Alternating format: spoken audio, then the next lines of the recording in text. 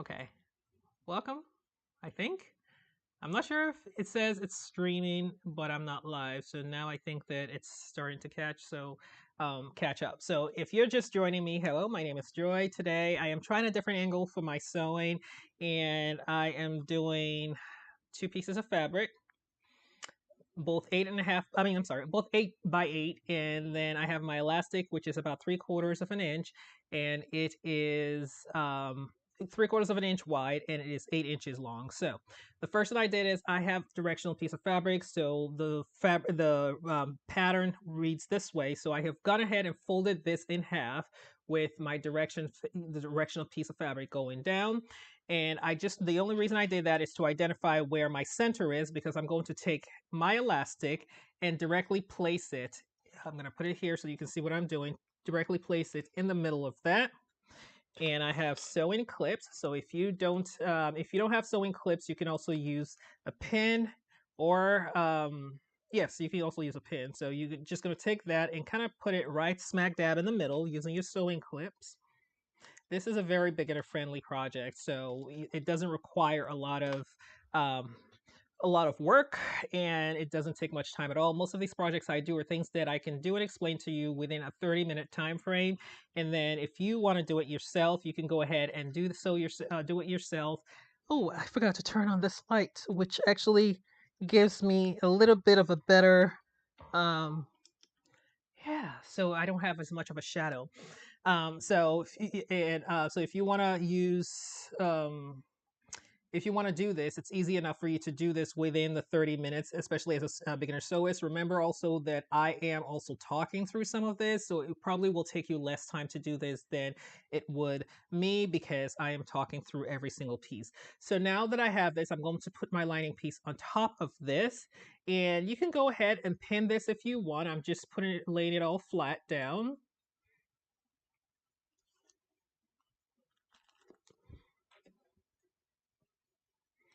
So this is one option, and then we can go ahead and sew. However, there is an easier option, and what I want to do now is to start providing people with multiple options when we're sewing, so that if one option works better for you, then you go with the option that works best for you. So right now, I've done this clip. If you were going with a different if you were going to do all the clippings and you wanted to do it all at once, you can do this. Select your outlet for turning this inside out, and then go ahead and sew. However, I think there's an easier way to do this. So I'm going to take these first two clips out, and before I put this in a fabric on here, I'm going to go ahead and just sew this down and sew this area down. That ensures that things don't move, and it just works a little easier. So let's go ahead and do that on the sewing machine. So I'm just going to turn my sewing machine a little closer so that you can see what I'm doing, and I will move my camera closer so you can see that. I actually think I like this angle better. Let me know your thoughts if you've seen any of my other lives. Also remember that for every time I sew, I'm using an 1/8 of an inch seam allowance.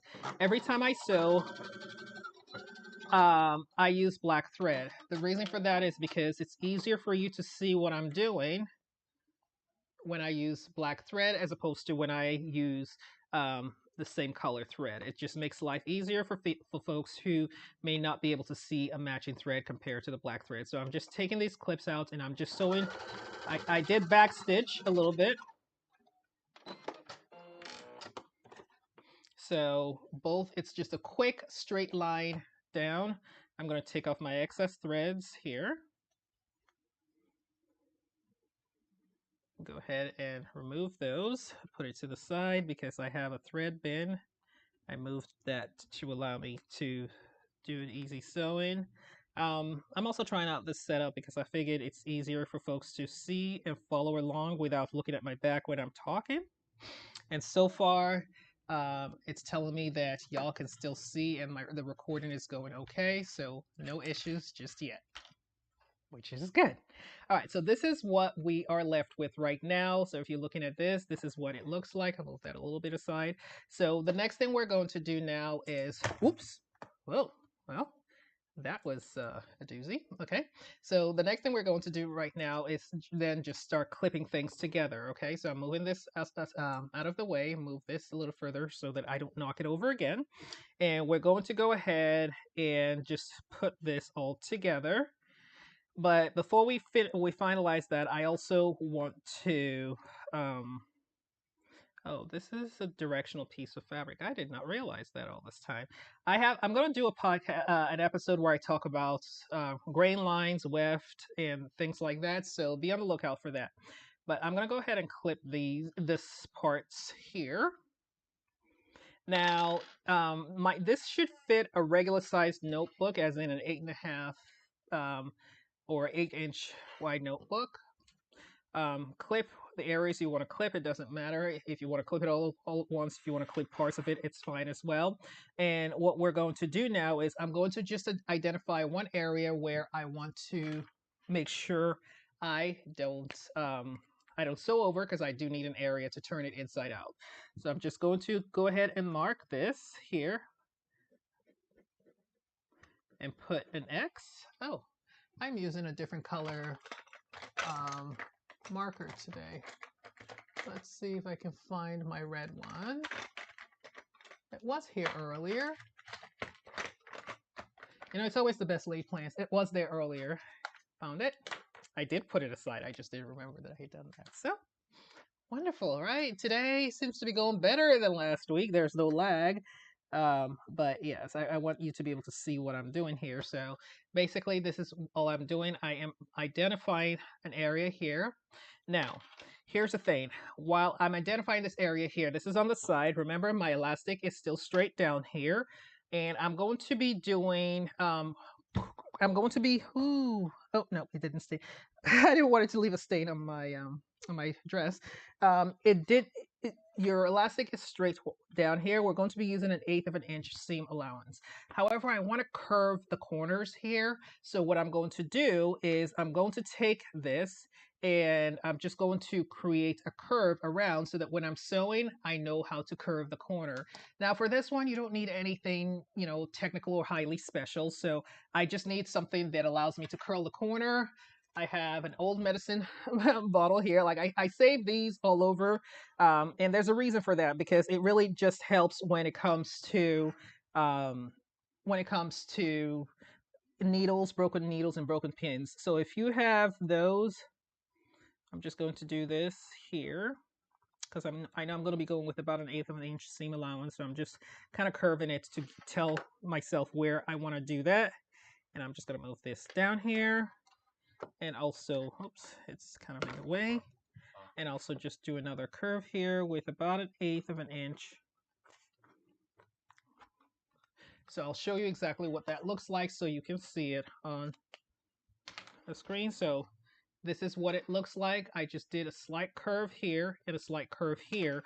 So I'm going to sew all of this. Still, my seam allowance, my exit point is going to be here. So that's to turn things inside out. And for reference, the elastic is straight down here. Okay, so this is what we're working with. Let's go ahead and start. I'm going to start at the bottom part here and then sew along all the way around until I get to the curved areas, and we will go from there. Yeah, so I was saying I had a good week. It was my vacation week, so I got a chance to relax. I don't know if I'm the only person that does this back stitch when I get to corners. I'm just always afraid that I'm going to miss something in the corner, and it's one of those things where I always want to make sure I'm accounting for that. So,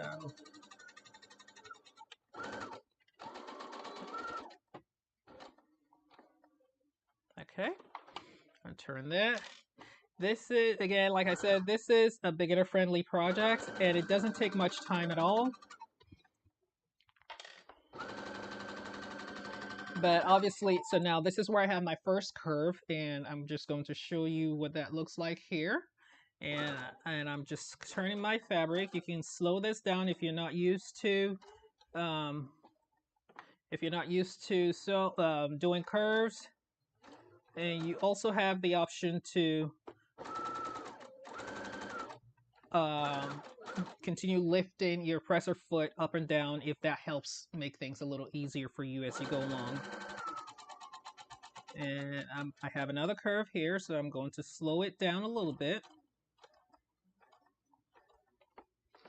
Following my lines. If I feel that, you know, it's starting to drag, I will lift my presser foot. and then just go there. So now we're almost done. The last thing I need to do now is to back stitch. Okay, so I have both areas that are curved on the ends. We'll move that a little bit out of the way.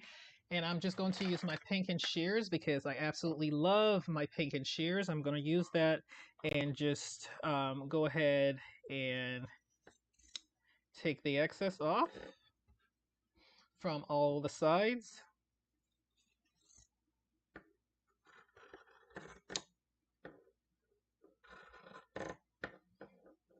These are Guggenheim Pinkin shears. I also have, I think my favorite are the scallop Pinkin shears.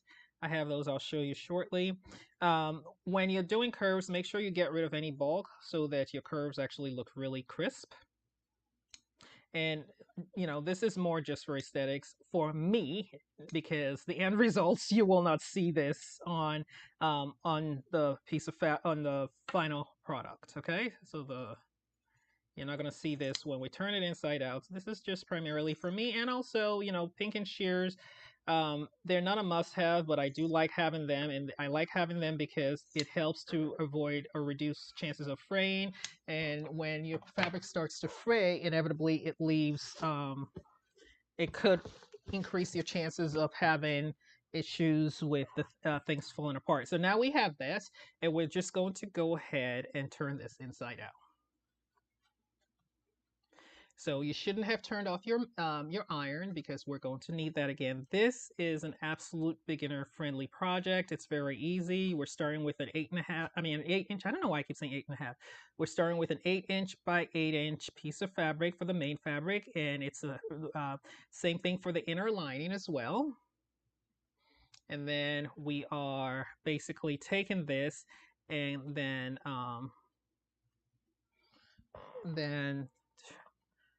using an 8-inch elastic. So this should fit a regular size notebook. All right, so this is what it looks like right now. We have this area here, that's the opening. Don't worry about it so much. I'm going to take, I have my boning somewhere here. It's usually in the corner. I'm going to take this and just kind of help, you know, poke my corners out a little bit. And I love this because it also has the non-sharp area, so you can use it to make sure things are kind of the way they should be for the curved areas, and also for the sharper areas, or for the non-curved area, you can use the sharper, the more pointy, not sharper, the more pointy end. Okay, so we have that, and now I'm going to go ahead and we're going to go back to the ironing board because we're going to sew this first. We're going to iron this first, iron it flat, and then start putting everything together.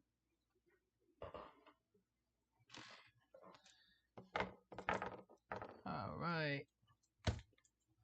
Of course, I dropped my my camera.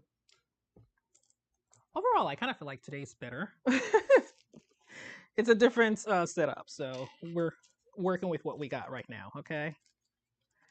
So we're gonna iron this flat, making sure everything is fully flat. This is our opening here, and we want to make sure that both sides are together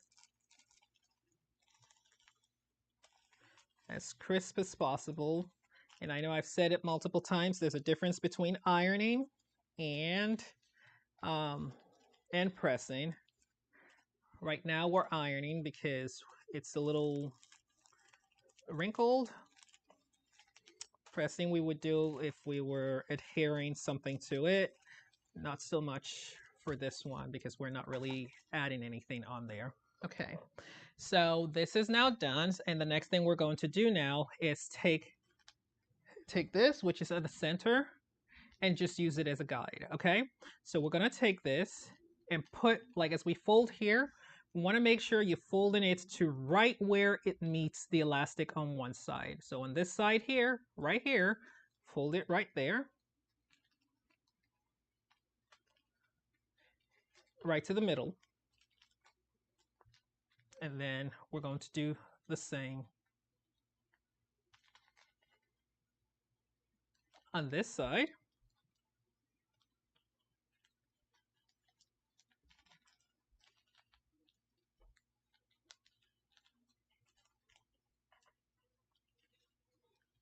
Okay. So this is kind of where it's going. I'm sorry, we're folding it to the other side. Where's my other side? Here.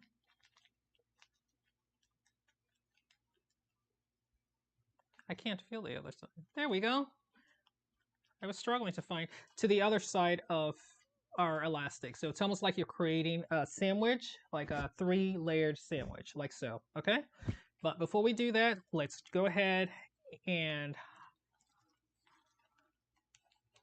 iron this.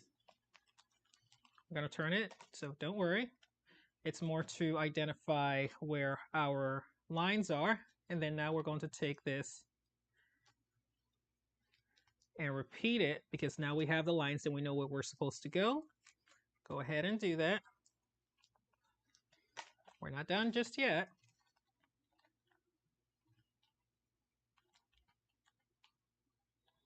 And we're going to fold these areas like so.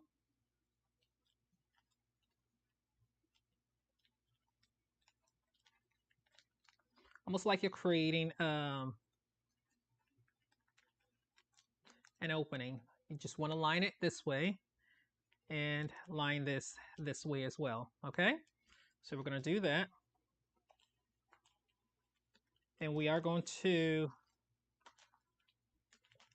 iron things flat. We're not going back to the sewing machine just yet. All right, and now we want to move our elastic to the back. We primarily were using that to make sure we had things in the right place. So now our elastic is in the back, and this is what it should look like. Okay, so this is what, almost like a t-shirt. It's kind of like a t-shirt pocket. Okay, so we're going to take that with our sandwiched piece.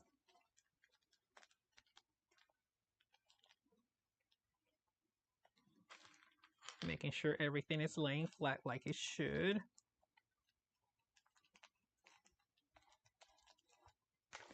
And we're going to start clipping. Now, when we're sewing over, so the last piece is to sew a straight line across, so basically a rectangle. Now, when we start sewing, you want to make sure you don't sew over your elastic again, so you're going to have to stop and come back. So I'll show you exactly what I'm talking about. You have to move your elastic over a little bit, so out of the way. Hold on, this is not folding as it should because it's not centered. There we go. And that was the whole thing I was trying to do earlier. Center.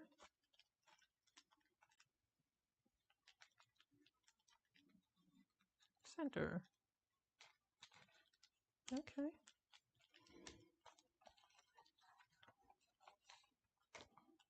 All right, so we'll go back and do that again.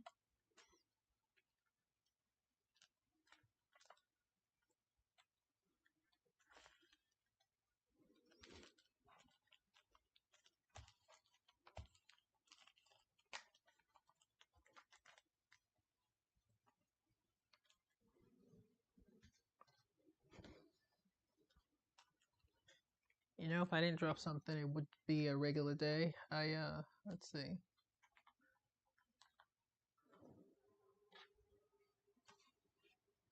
So we're just gonna go ahead and pin these.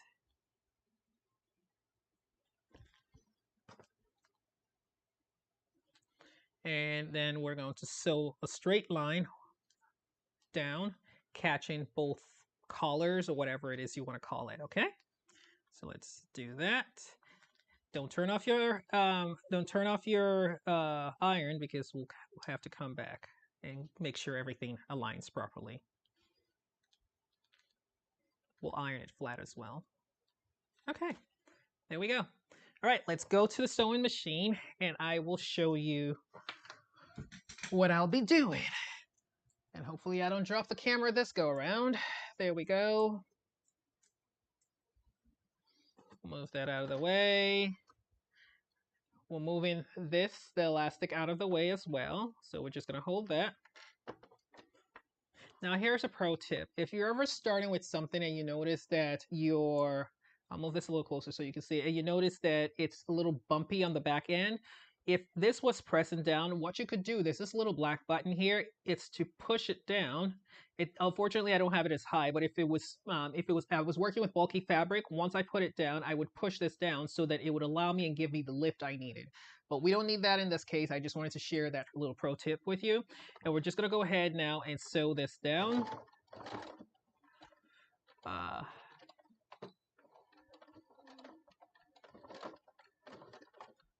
think my fabric is stuck. Yes, it is. So let's cut that and start again. Best laid plans, and perfection is not required if you're watching this podcast. So just remember, also it starts somewhere. All right. So I'm going to move this forward just so I don't accidentally sew over my piece of fabric. We're using an 1/8 of an inch seam allowance as usual.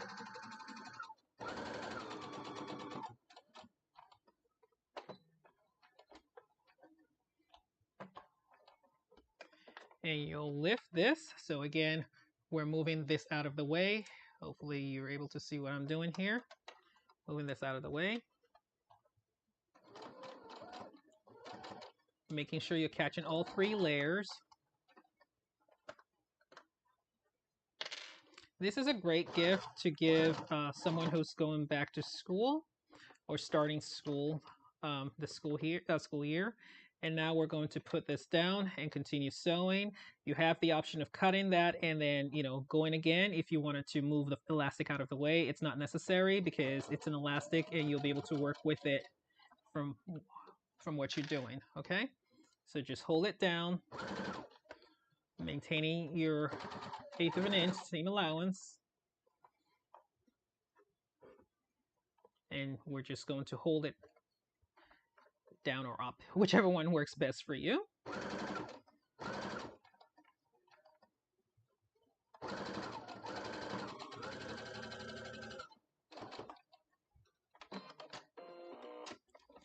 And we're going to move this fully out of the way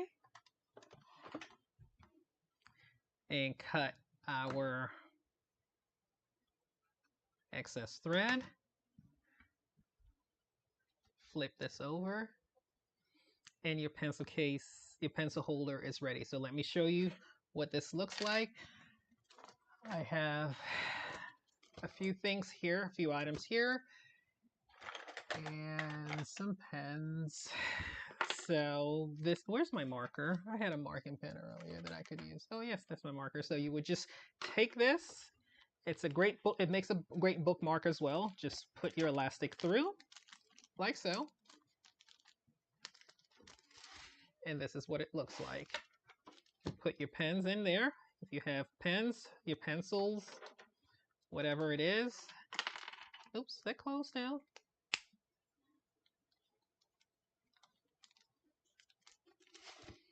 And there you have it. So this is what your pencil holder looks like. It serves as a great bookmark as well. So if you needed to store your items, or you were reading and you need to come back to a page, you just simply select the page, put that over, pull it through, and there you go. Now, this can be adjusted. The elastic can be adjusted. How do you do that?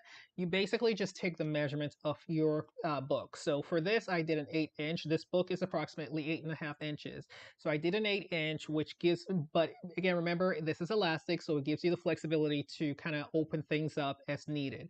If you were working with a bigger book or bigger notebook, or an 11-inch notebook, or whatever it is, you're working with a 9-inch notebook, you would adjust it to, let's say, 8.5 or 9. You should do that because ultimately, if you're using it as a bookmark, there's usually space in between which you need to account for. So make sure the lowest length you go for your elastic is the length of of the book you're looking at. So the measurements, the 8.5 by 8.5, or the 8-inch by 8-inch piece of fabric is standard. Most American pens, pencils, crayons, and all those fun things should fit in there just perfectly. However, the elastic can be adjusted to accommodate a bigger or smaller notebook.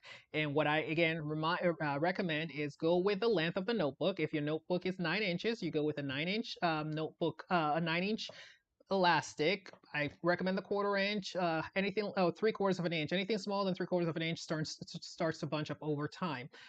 Other good thing about this is that you can actually also put it in the wash if it gets dirty. So let's say you have pencils and you use it over a period of time, you can put it in the wash if it gets dirty. If you have a highlighter that you use there and for some reason it came apart, you can always go ahead and make that adjustment. But this is a really nifty and a very handy tool to have. It doesn't have to be for school. If you know someone who likes to read, it can make a great gift. If you're going to a craft show, it can make a great craft gift or get a great item to sell at your craft show. It's very easy, and as you can see here, this took me, I mean, I would say if I was doing this straight up, it will probably take me about 15 minutes after cutting and ironing. But if you are starting as a beginner, it should take you no more than 20, 25 minutes to put it together. Remembering that I'm also taking time to talk and go through this.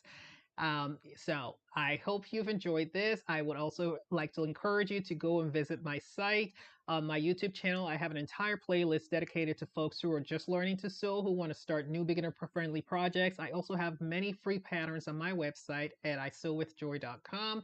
In addition to that, if you have questions, leave them in the comments or send me a quick note. I will be more than happy to answer your questions so that you can get on your sewing path. I really, really am passionate about sewing and specifically teaching people who are new to sewing how to sew. So if you have questions, be sure to let me know and I will be more than happy. Excuse me, tickle in my throat. I'll be more than happy to show you how to fix something. Also, I think as we get into the fall season, I'm going to be focused a little more on sewing things that are primarily seasonal. So if that's something that you're really interested in, making gifts for your loved ones, be sure to be on the lookout. Click on the plus button, subscribe to this channel, leave a comment, watch it, and share with those who might be interested in learning to sew. I specialize in teaching beginners. So if you have a little kid who wants to learn, I would be more than happy to do that. Until next time, thanks for watching.